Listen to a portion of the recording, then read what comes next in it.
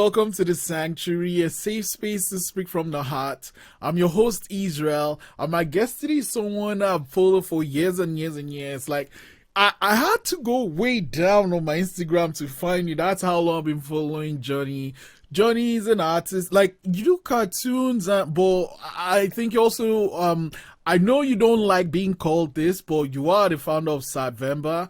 And so thanks so much for coming to the Sanctuary today. Thank you. Great to be here. Thank you. Yeah.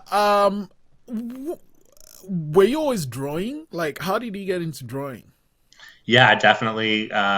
Since I was a little kid, I've been making comics since I was very, very young. I was always super attracted to them. I read the newspaper comics from as early as I could remember. And I remember I had older cousins and they had Mad Magazine around. So that was a big influence. And then in 1993, Superman died. And that's when I started reading superhero comics. Yeah. So I remember that. So lots of backstory. Wait, like the Superman in the comic, or yeah, the company DC, they temporarily killed Superman, and 7-year-old me was sucked in by that gimmick, so it worked.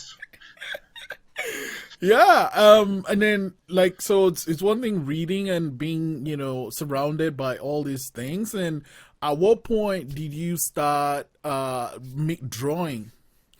Well, yeah, I was always drawing, but I guess in terms of putting my work out there, in 2008, I attended Toronto's Zine Fair, and that was the first time I ever went to a zine fair in my life. And it was 2007 that I attended, and it was a really eye-opening experience for me, seeing all these independent creators sharing their work in this, curated, semi-curated space. And I quickly realized that as much as I love buying zines from other artists, if I made my own zines, I could trade.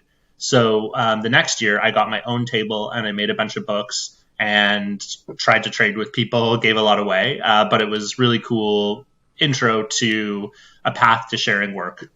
Oh, wow. Do you remember some of the first books you made for that zine fair? Yeah, I mean, one of them's still on my website. It's called Two-Fisted Males, and it's actually a play on a old EC comic called Two-Fisted Tales, which was like a 1950s war comic. But it's about a two-headed monster, and they share genitals, and they fight over who's in control of their genitals. How did they decide that? Well, they don't. It's an eternal conflict. So I'm still happy with that book. It's definitely X-rated. Yeah. Did you make such material right away, or you grew into that? It was, I mean, I had time. I had the whole year, basically, from the 2007 festival to knowing that I wanted to do it in 2008. But at the time, I was living at home in my parents' basement. So there was a lot of chance to figure out the story, sketch it out, bring it to life. And at that time, I was very interested. So original zine culture is all on the photocopier. It's pre-digital, right? So I was very interested in that time about doing everything without any digital aids. So I drew everything by hand. I went to the Kinko's, which was still open, and photocopied everything off a master. You create a dummy book, basically, and then you use that to photocopy all the different editions. So I was very proud of the fact that I was doing it to the letter, the zine code. Yeah. I mean, it just occurred to me that you actually have to plan it out with the drawing, plan it out for how you're going to copy it, right? Yes. Yeah. And I mean, there's so much planning that goes into any comic. I usually do a script phase sometimes, and many artists do thumbnails where they do very tiny drawings of what the whole book will look like, just so they have a roadmap. And then there's the pencil stage, then you ink it. So it's pretty laborious. Hand lettering takes a long time. Yeah. Whenever, I guess, with that story, you knew where it was going to and you knew how it ended before you started writing it? Yeah. So I had an outline. I did a few scripts, and I usually try and do as much work before getting to the final artwork as possible, because obviously the more you plan, the less you're going to end up having to repeat work or writing yourself into a dead end where you are going like this and then all of a sudden you don't know where you're going. Yeah, no, I agree. Like, I find, and I think I find just in general with shows, with TV shows or films sometimes, like you can get sucked in and then the ending just kills it for me personally. And I find that because of that fear I have or that experience I have, I don't write anything until I know the end, and sometimes because of that, I don't even write anything like until I know, okay, this is how I want this to end. I'm not even gonna start, and I don't know if that's a good thing or bad thing, but I feel your ending, like your beginning has to be great, but your ending should be gripping. That's how I feel. I think you're doing a great service to your audience by keeping that in mind. I think that having the attention of anyone and any audience is really something that shouldn't be taken for granted. And as much as possible, you should respect your audience. And I do, see, especially in commercial Hollywood, it's really easy where they think with all the flash and bang, that's enough. But the heart isn't there.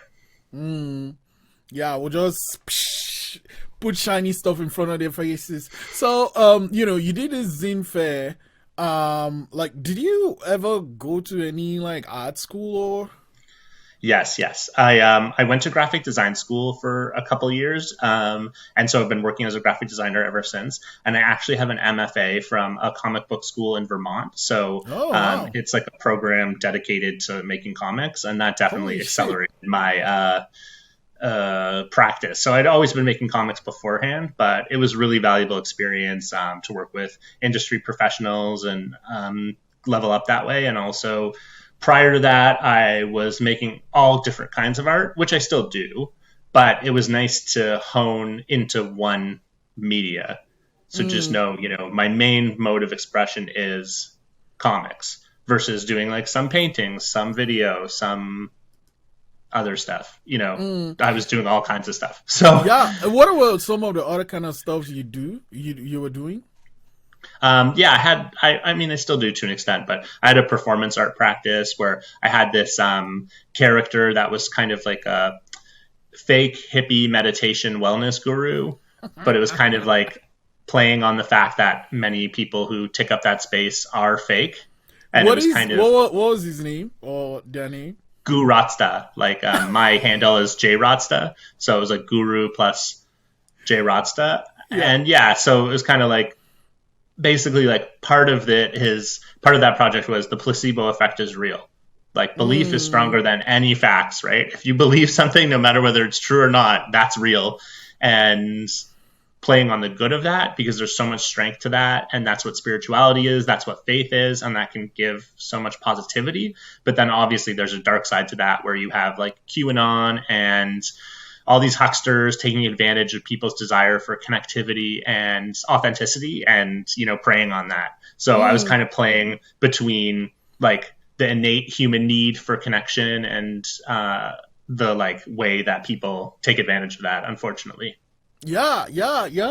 You mentioned something that just had me thinking, like, and I think it isn't even objective at all. Like when it comes to belief, once it sticks, that's it. Whether it's something you grew up with or whether it's something you like started reading online or however it got into your world, once that belief sticks, it's so difficult to pull off. Yeah, and taking it to like a first year philosophy place. I mean, pretty much our whole society is a bunch of shared agreements, beliefs that we state are true. Green light means go, red light means stop. Like there's all these agreements that we make, and when it comes to the pandemic, oh, we can't do this, we can't do that. Well, why not? And some of those things are legitimate, and some of them are just things that have been shared, stories that have been shared so many times that they become true, whether they are or not. So apart from the performance art, did you do any other type of art?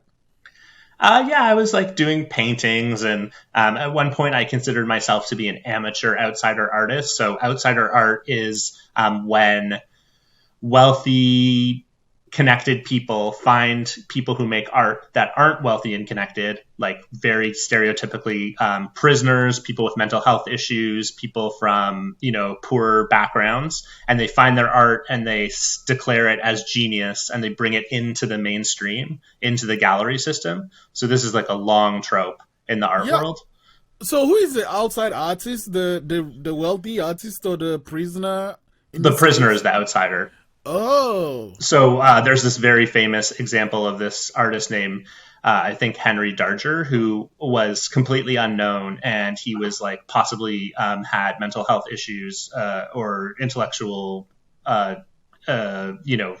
divergence, and he was working in Chicago in the 1910s, 1920s, 1930s, and he created like tens of thousands of pages of this comic book about these like little girls, and he'd never seen a little girl naked before, so he thought they had penises too. So all these Oh, little girls wow. have penises, and it's this crazy epic saga where there's these like Nazi-esque villains, and there's Holy a whole shit. battle for good and evil, and it's beautiful. And after he died, people discovered this work, and it just became commodified. And rather than keep it all collected, it was dispersed around the world. So no actual copy of the whole story exists.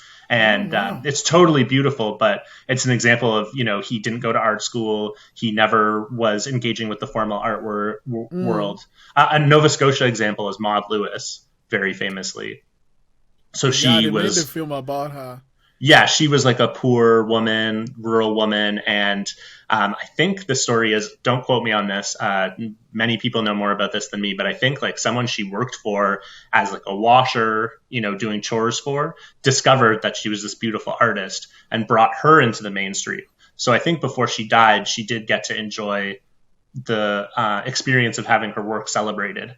But part of Mm. the reason people like her work so much is because she, had a physical handicap, and she was poor, and she wasn't from an urban center. So she was sort of this like enchanted outsider that definitely people, Mm.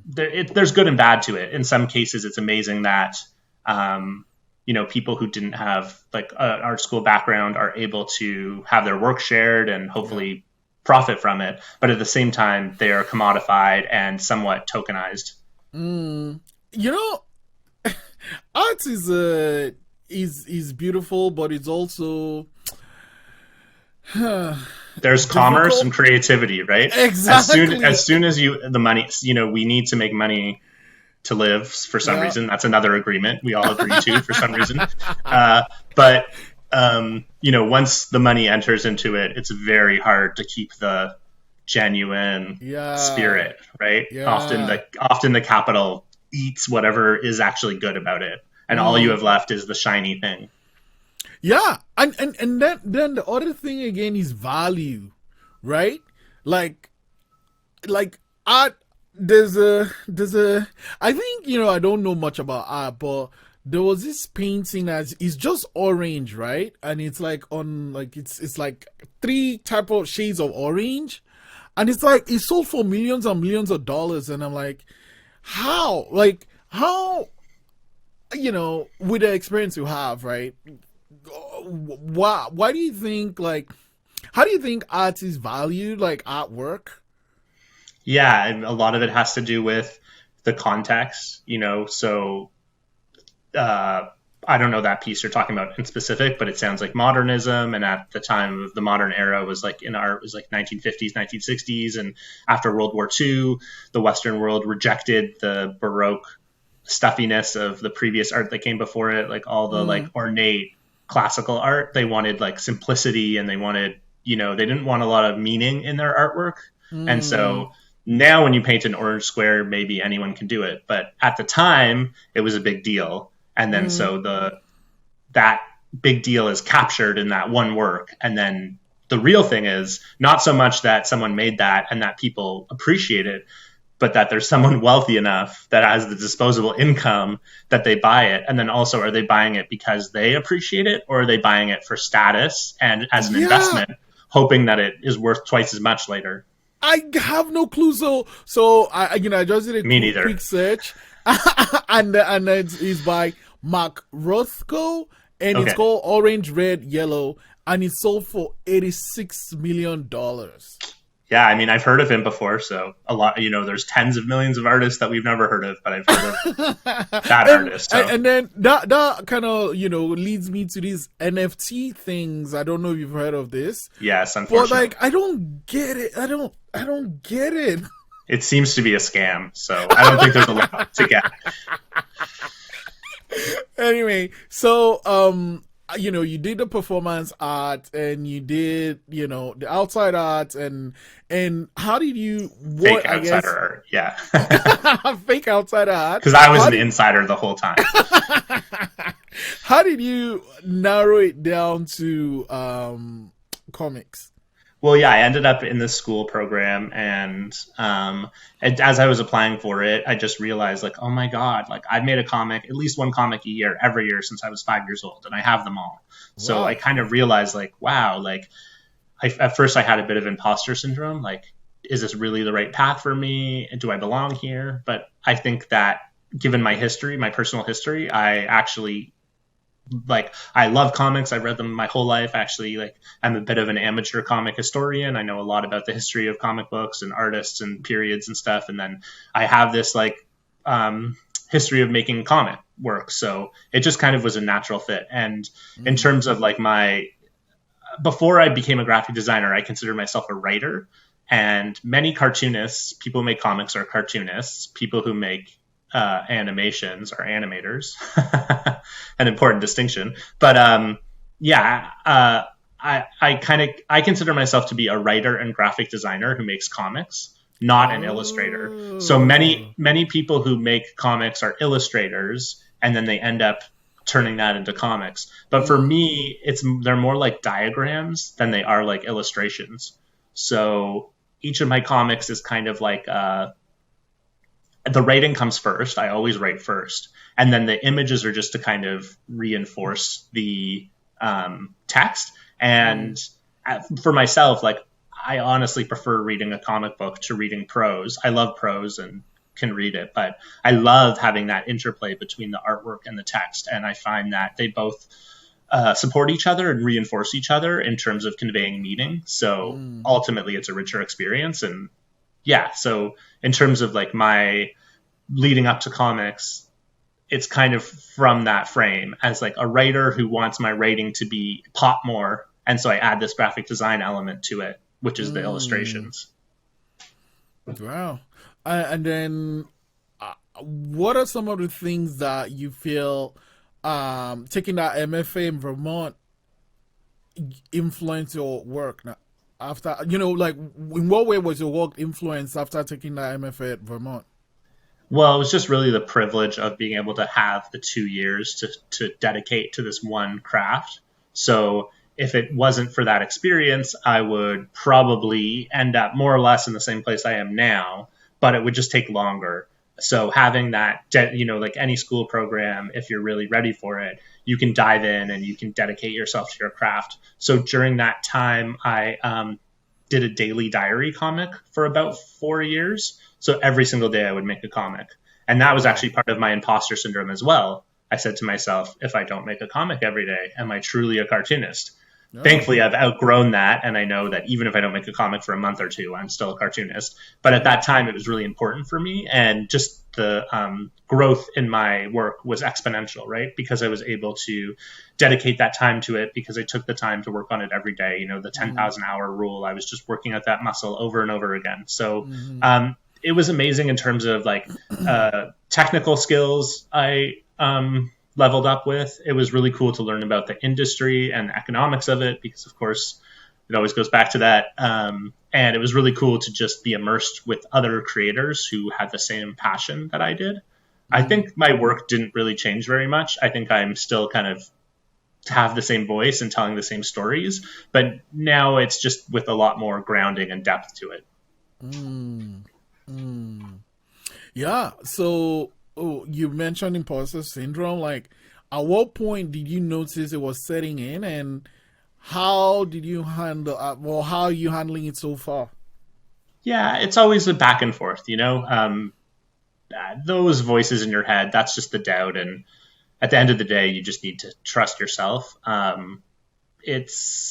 mean, when it comes down to it, I guess what I struggle with now is taking up space, like, I have privilege in society. There's voices like mine are often heard. And so I really think to myself, if I'm going to publicly make a statement, if I'm going to put out a piece of art, I really want to stand behind it and have it be something that I really, truly want to say, and that no one else is saying, or no one else is saying the way I'm saying, and that it will hopefully have an impact. The message will have an impact versus like just making art for the sake of making art, just for the attention, just for the likes and the clicks and the volume of work. So I really try and balance between making art for the sake of making art. I don't really like doing that versus making art because I genuinely have a message that I think people should hear. So it's like a delivery method. So how do you, I guess, decide of these things I'm making, this is the one they need to hear?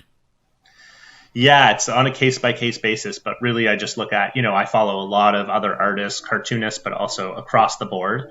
And I just, think to myself, like, is anyone saying this message, and they're saying it the way I would say it? And if not, is it something that people really would hopefully, and that's obviously subjective, but hopefully have some value from hearing? So I had pretty good success earlier in the pandemic on Instagram. Got a lot of likes, which is, one of the metrics of success. But I made a comic about being, the term Karen has really exploded. The funniest thing, that I was going to talk about that Karen one, but yeah, go ahead.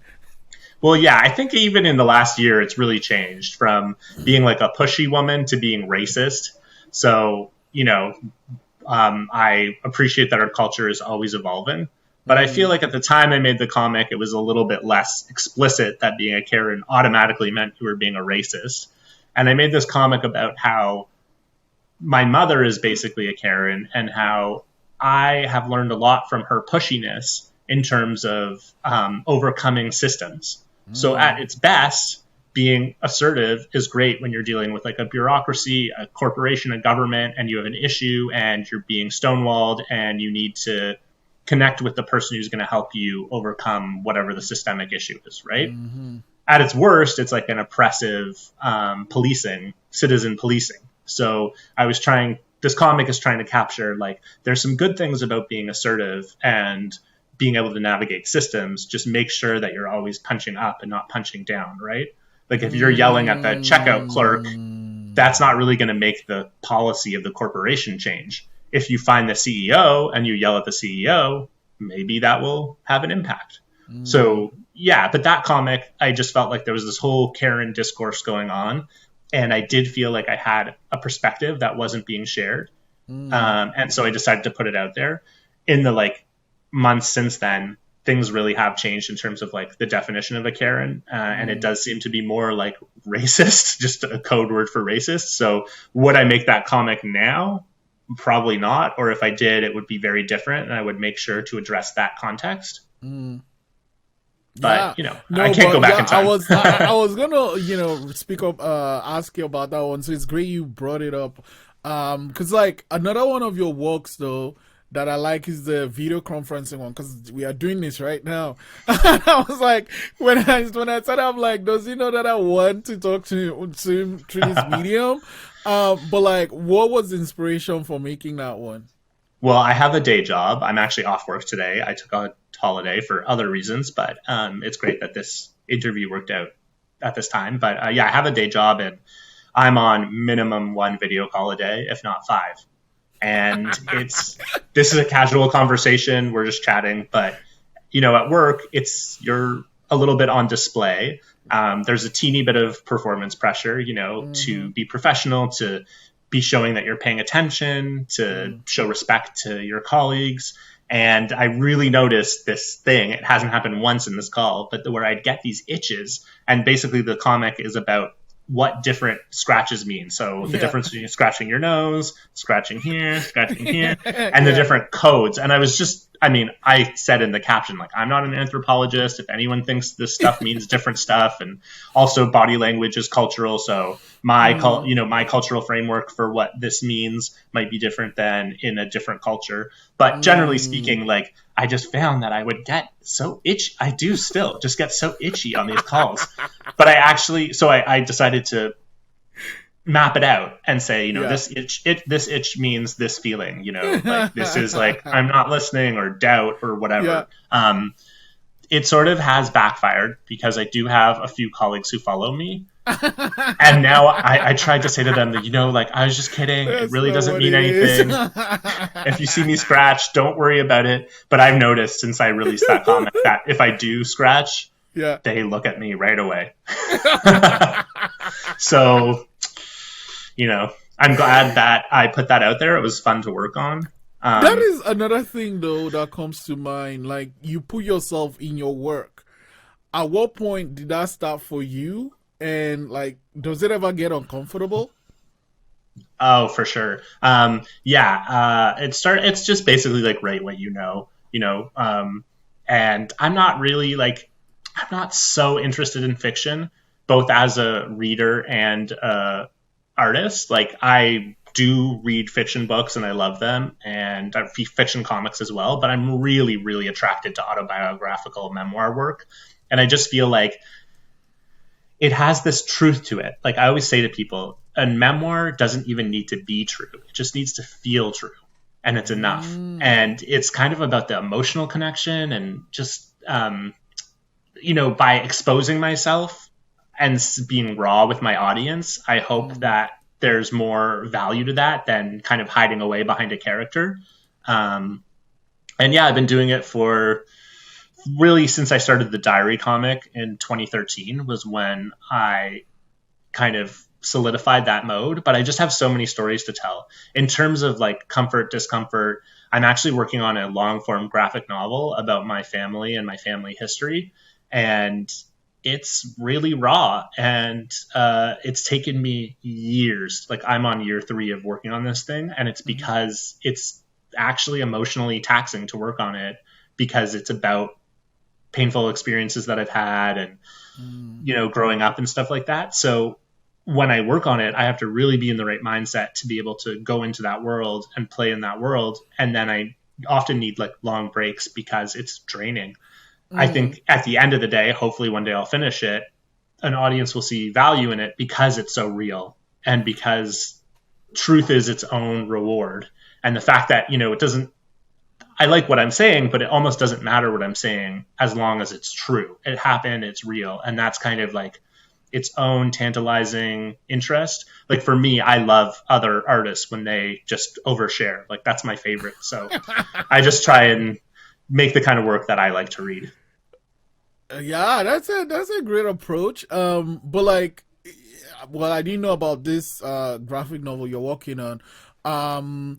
Is it just you, or do you have other family people in it? And if they are, do they know? Okay, so yes, there's other family in it, and no, not really. They don't really know. There's a very famous cartoonist named Alison Bechtel, who you might know the Bechtel test. Which is the Bechtel test. So she didn't even really come up with that, but it was in one of her comics, so that's why it's named after her. And she has her like biggest book is called Fun Home, and it's a really raw story of her life growing up. And her dad was closeted gay, but married to her mom, and so it's about like the awkwardness of her childhood. And she didn't ask her family for permission for that at all. And it became a huge hit. It's actually a Broadway musical now. And I think her brothers and sisters ended up supporting it. But at first, when she dropped it, it was like a bomb went off. But I think I'd rather ask forgiveness than ask for permission. Yeah, it's raw, man. Especially with family. Because you might get this thing where people remember the exact same thing differently, right? And they're like, yeah, that's not how I recall it, right? And if they are younger, or especially if they are older, they always say, no, you're wrong. I was like, well, it happened to me, and so I think, it takes a lot. You're touching on one of the Yeah. Sorry, No, go you're ahead. touching on one of the themes of the book, though, which is like older people often do have this impulse for denial where they don't want to confront the mistakes of their past and they don't want to own up to what they were going through and how that affected their act behavior, right? So Yeah. that is directly part of this book, right? Do you have a name for it?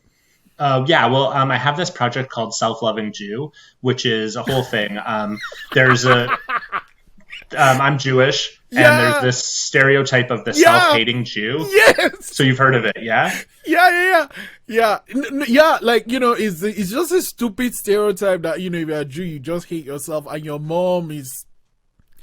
And then all of Hollywood makes this, like It's very just repeated. Exactly. Yeah. It's a stereotype. It actually started in the 1800s in Germany, which was the first time that Jewish people were secularizing, were becoming like non-visibly religious. And so the religious Jews would say like, oh, if you act that way, you must hate yourself. And now it's really applied. If you're like, for example, a critic of Zionism, then people say like, if you're Jewish, they'll be like, and they're Zionists, they'll be like, how could you hate, how could you be against Zionism? You must hate yourself. It's just a way of dismissing dissent, and it's not very credible. So in order to counter that, I created this work called Self-Loving Jew, which is basically a secular cultural reclamation of that trope and saying like, no, living your life authentically, not because you are supposed to follow these rules, but because you want to do you want to live your life the way you want to live your life. That's self-love. Yeah. So I have a number of works that are sort of short form about that. But this book is called Self-Loving Jew Needs Love. Will be called that if I ever finish it. And it's just basically like the whole story of my life and, my parents' lives and how I kind of got to that point where I made the decision to be a self-loving Jew. How far back are you going in this book? Like zero, like, boy. My earliest memories. Yeah. Yeah. Do you think it will finish anytime soon?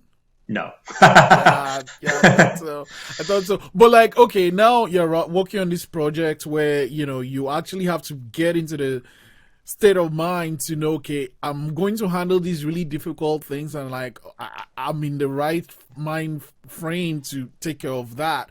And then I'm going to take some time back to take care of myself. And you're doing this back and forth. But at what time will you know the book is done? Well, yeah, I mean, it really is like, finishing drawing it. So I spent 2 years writing the script and it's over 100 pages.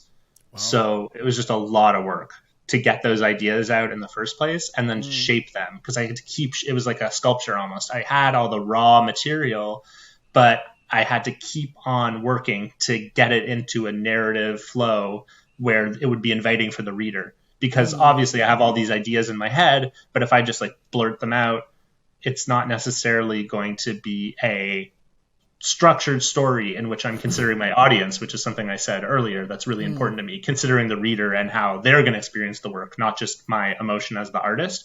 It took like 2 years to write this script, honestly. And I got a lot of feedback from people, friends, relatives, professional writers who helped me identify where things weren't making sense or where more explanation was needed or where it was too explained and it could be simplified. So that took a long, long time. And now I'm drawing it and it's just like kind of a mood thing. I try not to do this, but often I make work in a kind of mania where I go into this like tunnel. Yes. And you just kind of like work. And then you come out of it and you're like, whoa, what happened? And you have all this art done. I'm trying to be more methodical about it, calm about it, and just like do a little bit every day or do a little bit every few days. But often it's more the former where I just kind of like go into the zone and I don't really do anything else. I spend like 4 days straight just like drawing. And then what gets done is done. So I'm on the drawing stage now. Okay. And what's going to happen is I'm going to draw out the whole thing and then I'm going to be able to share it with people again, all the people who read the script. And it's going to be much more clear for them because now it will be fully fleshed out, right? And then I'll get a bunch more feedback and it'll just go from there. And I would like to hopefully work with a publisher. Like I self-publish everything that I've made, but I would like to work with a publisher for this. We'll see if there's an appetite. But if that does work out, I would also like value the publisher, the editor's input. So I'm trying to like get a lot done to be able to get it to the point where I can present it to hopefully turn it into a real book. And I mean, if that doesn't work out, I'll self-publish it. But having that support would be nice, not just like financially or whatever, promotional, but also just like having professionals be like, oh, this doesn't make sense, or this could be more clear, or this is too controversial, don't say that. And I'll say, no, we should keep it in. There's anything in the book that will get that comment? It's like I do talk about Zionism, and it's a very contentious topic. Oh, yeah. So the script is done. For now. You think you'll add stuff to it, or? Yeah, it's always changing. And like, it's about my life, right? So like, I feel like I finished writing it a few months ago, and then I feel like I've gained all this perspective, you know, especially during the COVID. In Ontario, we've been in COVID. I'm in Toronto, and we've been on COVID lockdown for over a year, right? So I've had lots of time to think, and I feel like I keep understanding my own story better and better ways of telling it and making it more succinct, and also making the connections between these different pieces stronger. Yeah. So there's an artist who did a memoir about her family escaping Vietnam and moving to the United States in the 70s. But it took her 10 years. So it's a beautiful book, and it's like 300 pages. It's very, very moving. And so once I read her book a few months ago, and once I saw that it took her 10 years, it was a huge sigh of relief for me, because I was like, oh, I've only been 2 years. Yeah. I've got 8 more to go. Yeah. Wait, so like with the scripts, right? Because like I write movie scripts. Like, how is the structure for a comic script similar, or? It's pretty similar. A lot of cartoonists really, really dislike the comparison between comic books and cinema. They don't like to think of comics as just storyboards that are waiting to be made into movies. So it's a bit of a controversial-ish topic in the community. But yeah, I basically like have the text that's going to be written out. So if it's a caption or a speech balloon, but then I also have some description. It depends on how ambitious the project is, or sometimes I don't really know what I'm going to draw until I draw it. Sometimes I really map it out. Sometimes I just let it flow. It depends. But yeah, it's basically a roadmap. I find that if, as we were talking about it earlier in our conversation, if you just kind of start from nothing, you're going to end up wasting a lot of time. It's better to have some kind of roadmap ahead of time. So it will be like page 1, panel 1, Jonny opening the computer to, you know, get the Zoom call going or whatever. Page 2, like, hi, Israel, like, you know, that kind of thing. So panel is a little squares, right? Yeah. Is there like a rule to how many you can have on a page? No, but you do have to decide ahead of time what the page size is, which is one of the biggest decisions. And then, so you can decide if it's going to be 6 by 9, 8.5 by 11, 8 by 10, you know, all these different sizes, right? Because you really need to set that out before you start drawing. Is there like a general regular size that most people go for? Yeah, mostly people do like 8 by 10 is the standard, which is like normally most cartoonists draw bigger, and then when you shrink it down for reproduction, it looks crisper. So you'll take like a 10-inch by 14-inch piece of paper, and you'll draw on that, and then you'll shrink that down to 8 by 10 or 8.5 by 11, whatever it is, and it just kind of like crisps the artwork up. Not every artist does that, but it's very common. And then you're doing... Yeah, go ahead. No, go ahead. And if you're doing the 8 by 4, 8 by 14, is it? Did I get that wrong? 10 by 14. Like 10 by 14, if you're doing a 10 by 14, how many panels could you fit on there? Yeah, like, so I am doing that for this comic, and I'm generally doing 6 per page. And again, like, so 3 rows of 2 panels each. Okay, two. Yeah, that's what I was gonna Yeah. ask. The other thing is, how do you know if you're reading like this versus reading like that? Do you know what I mean? Well, yeah, like I'm in the like Western tradition. So me, it's like top to bottom, left to right. But like manga, for example, goes top to bottom, right to left. Because in Japan they go right to left, right? So Oh. it really depends on the tradition. And it used to be that when manga was reproduced for the West for English, they would flip it and make it left to right. But in the last like 10, Oh. 15 years, they've switched, and now it's very common that they just keep it right to left. And when you open the book, like at the left in English, it says like, you're at the end of the book. Turn the book around to get to You the have to beginning. flip it around. Yeah. So it just depends. I mean, like, yeah, there's Tintin is also 10 by 14 approximately. Like, you know Tintin, right? Yeah. Classic. Yeah, like you when you're thinking about the page, so you're thinking about the one page and you want all the energy to be going into the page. So you want the top left people to be Oh. looking in and down and the bottom right people to be looking in and up to like keep that energy Oh. going. And then there's also the double page spread. So you want like the left page to be interacting with the right page. And then there's also so that there's like flow. And then there's also the page turn. Tintin, at the bottom right of every single page, there's a cliffhanger, Oh, so you want something to see what the unresolved. next thing is. Yeah, so like there's all these little tricks to like Yeah, that is maintain visual so interest. cool. Yeah, that's so cool. That is so cool. Like my mind is just spinning. That there's so much planning that goes into it, but it's so much work too. Yeah, I was joking with you when we were talking earlier. It takes 10 hours to make and 10 seconds to read. Yeah, you said that. It's so funny. But like, so you write the script and you decide what goes into every panel. So with this book that you've been writing for how long? For years, 2 years now. How big is it going to be, and is there ever like a limit to how big a book can be? No, I mean, I would like it to be as long as possible because the longer it is, the more likely it is that it's going to get published by a publisher, and also the more money it would fetch. Like a 90-page book is just less work than a 200-page book. So yeah, this book right now is about 150 pages. Wow. It could get longer. It depends on how the process unfolds, but there's no real limit. It's just about like, yeah, the more pages it is, it's also the more expensive it is to produce. So especially if I self-publish it, I'll probably end up doing it not as one large graphic novel, but as smaller chunks and publishing like an issue 1, issue 2, issue 3 kind of thing. But yeah, I tried to like plan out ahead of time. Like I look at my bookshelf and I look at the books on my bookshelf and I decide like what a nice book size that I like is.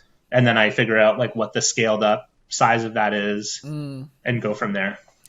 So, the other thing that was just coming to mind now is I'm just diving deep into this comic. Like, with comics, right? How does time work, especially in this case that you're doing your whole life? Like, how do you decide, okay, I've done year 2 in 4 pages versus, and I'm all going to go from year 2 to year 11 or something?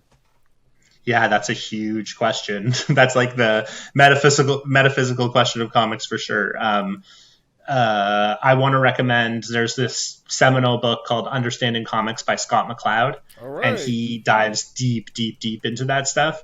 But basically, it's just creative choice and what serves the story best, right? So yeah, there are some moments in this story where I'm 5 years old for page after page after page because so much happened at that age that I want to share, and then ages 6 to 12, I just speed by because it's kind of nothing significant happened. And then I get to age 12 and there's a bunch more detail. So it's really just about serving the story. And then because it's visual, I don't really have to explain the age changes so much. And I can just See, show the yeah. growth, right?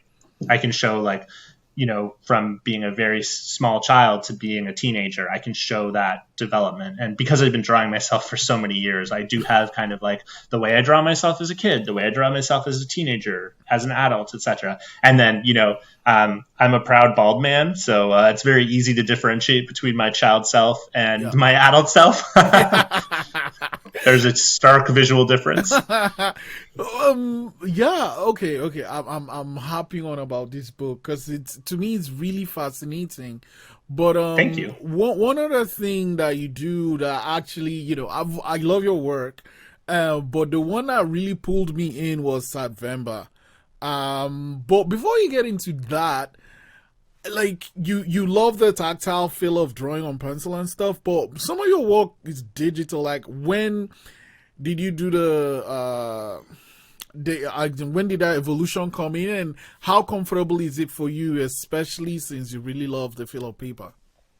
Yeah, it's definitely been a slow progression of me just like slowly over time accepting the wonder of the computer and how time saving it is.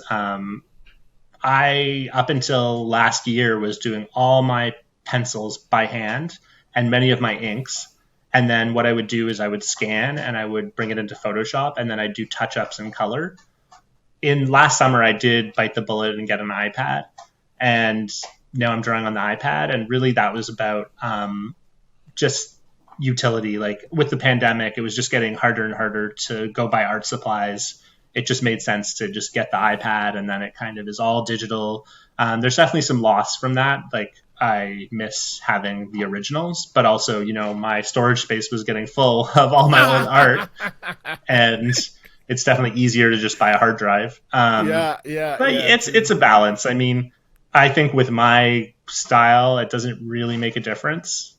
And the technology, like the iPad and the applications that you can draw on now, are just so incredible in terms of mimicking the real materials that it's almost hard to tell the difference. Yeah, the only loss is, if I were to have some success and people wanted to have a gallery show of my work, I wouldn't have anything to display. But you could make an NFT though.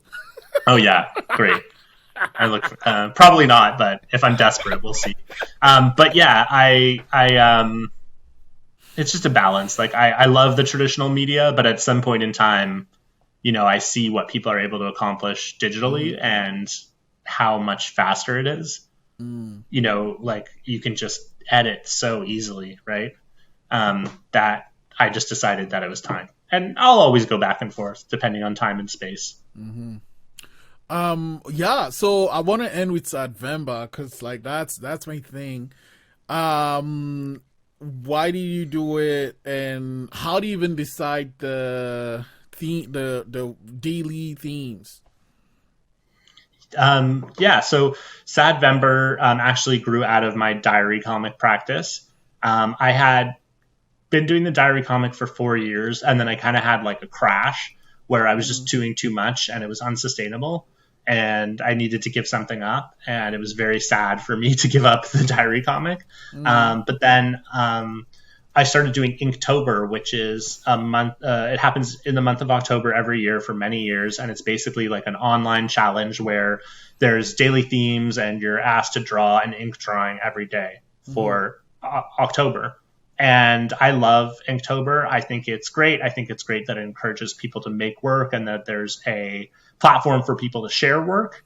And it's great to be in that community and be motivated to make work, knowing that there's this daily challenge and knowing that other people are going to be doing it and sharing it, and you're going to be seeing each other's work and supporting each other. But ultimately, I was dissatisfied with Inktober in terms of it's very vapid. It's kind of just like making work for the sake of making work. There's no real, I respect it and I respect the benefit of it, but in some ways there's no real soul to it. And it kind of perpetuates the Protestant work ethic, which is this like probably destructive ideology that work is the ultimate, and that to be productive is your purpose in life, versus like, for example, to relax, which may truly be our purposes in life. So it kind of just seemed like people were doing Inktober for the hype, but there wasn't anything behind it. So Sadvember is a reaction to Inktober, and it's basically saying like, let's make a comic every day for November, but let's make it about something. And the theme is depression. And so the first year I did it was 2017. And at that time I still am very much, the climate crisis is upon us. It hasn't happened yet, but there's possible there may be a mass extinction caused by human beings. Our environmental degradation, collectively, not as individuals, is undeniable. And it's depressing and it's scary. And it's really hard to process that, possibly in our lifetime, the biodiversity of Earth will plummet. So I wanted to, it's kind of the exact opposite of Inktober. It's very laden with meaning.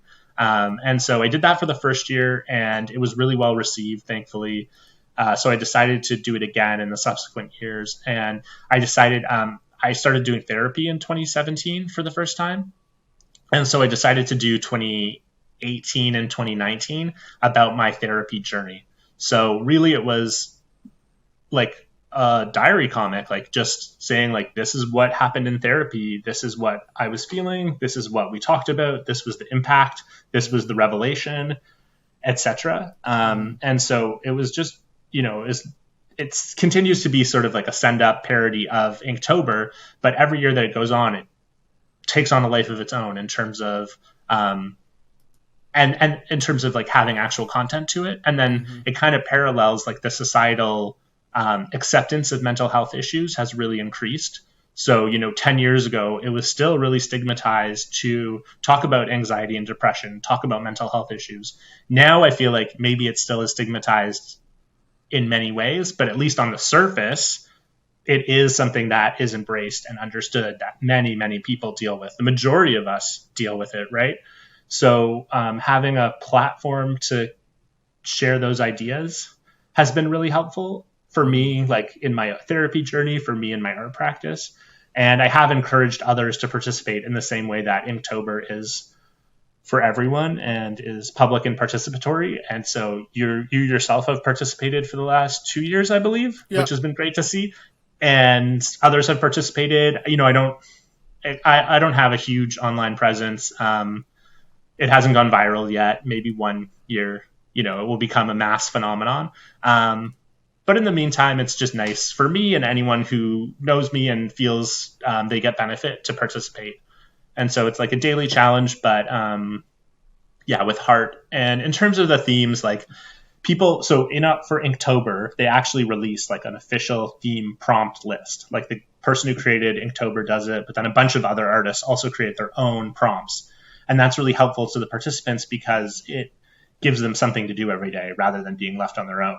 So last year, 2020, for the first time, I did a prompt list, and I kind of did it as a joke because I was like, the prompt is sadness. What do you need to know more than that? So I picked all these really sad words. Yeah. And then I was like, oh no, I have to follow the prompt list. So I ended up doing it, and it was hard. I picked some hard words. So next year, I think I'll do another prompt list, but I have the prompt list is a very good idea. I like it. It helps because it's a way of making it as inviting as possible, right? It's not saying like, good luck, it's Sadvember, good luck, have fun. It's like, here's something that you can build something off of. But if I do it again next year, I'm going to make the prompts more digestible, more easy to interpret, and not so repetitive.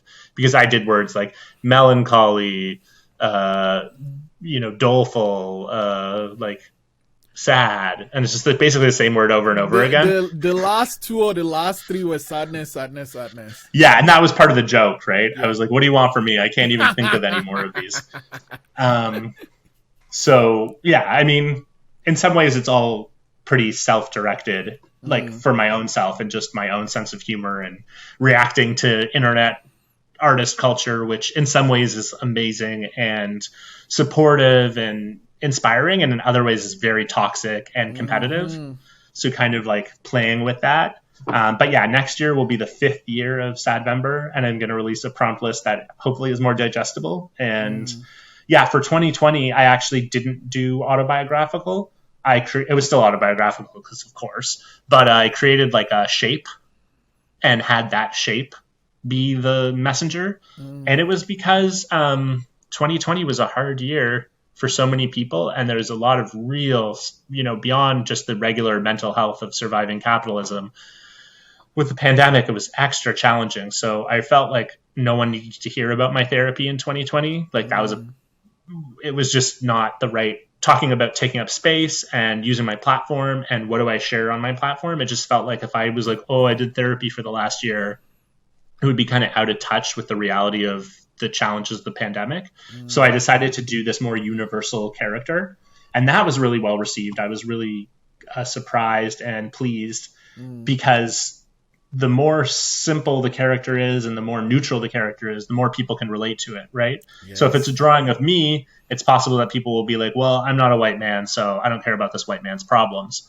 But if it's like a little blue circle, then it's kind of easier to be like, for anyone to be like, no matter their background, to say like, oh, I could be a little blue circle too.